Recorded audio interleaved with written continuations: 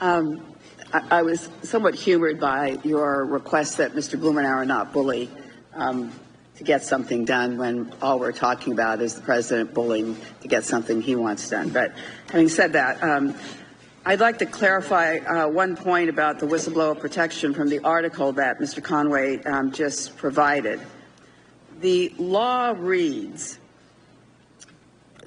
expressly restricts the Inspector General's office from disclosing whistleblowers' identities. It says, quote, the Inspector General shall not disclose the identity of the employee without the consent of the employee unless the Inspector General determines that such disclosure is unavoidable during the course of the investigation or the disclosure is made to an official of the Department of Justice responsible for determining whether a prosecution should be undertaken. Unquote. That appears to be the lone statutory restriction on disclosing a whistleblower's identity, applicable only to the Inspector General's office. We found no court rulings on whether whistleblowers have a right to anonymity under the ICWPA or related statutes. Vladeck said it is nonetheless a best practice to avoid disclosure of the Ukraine whistleblower's identity, given the concerns about retaliation.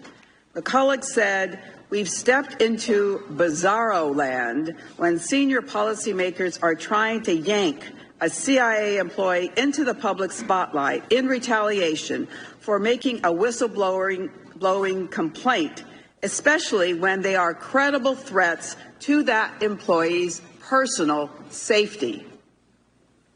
And I don't know why our colleagues on the other side of the aisle... Would you like to yield? No, I'm afraid I only have 3 minutes, and I have some other issues, but thank you. Well, the end of the article does go through that and also says 3 Pinocchios in spite of that conversation. Well, the President of the United States has 5 Pinocchios on a daily basis, so let's not go there.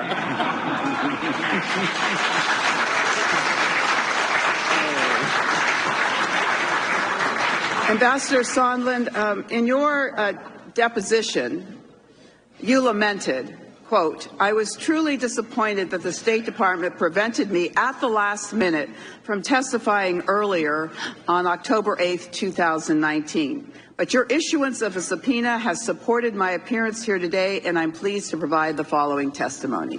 So it is clear that the White House, the State Department, did not want you to testify at that deposition. Is that correct? That's correct.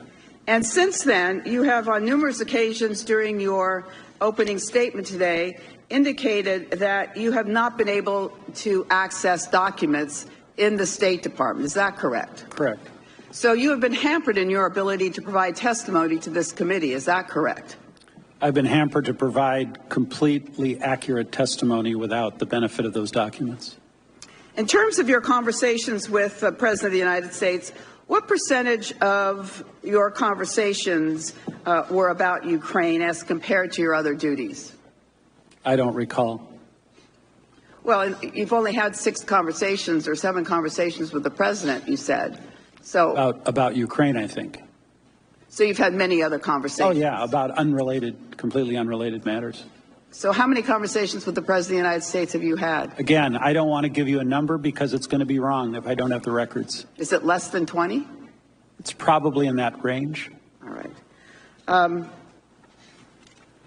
Would you say that delay in military aid and the lack of a meeting in the White House works to the benefit of Russia? Repeat the question again, please. Would you say that the delay in military aid to Ukraine and the reluctance to have a White House meeting has a benefit to Russia? I think it could be looked that way, yes. Looked at that way. All right, I'm going to just speak very briefly about code. When Michael Cohen was before the Oversight Committee, he was asked, you suggest the President sometimes communicates his wishes indirectly. For example, you say, quote, Mr. Trump did not directly tell me to lie to Congress. That's not how he operates. It would be different, he said,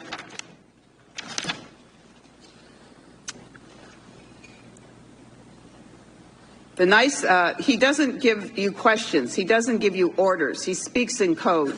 And I understand the code because I've been around him for a decade.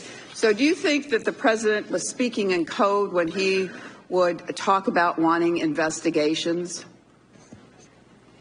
I can't characterize how the president was speaking. Every conversation I've had with the president has been fairly direct and straightforward. All right, with that I yield back.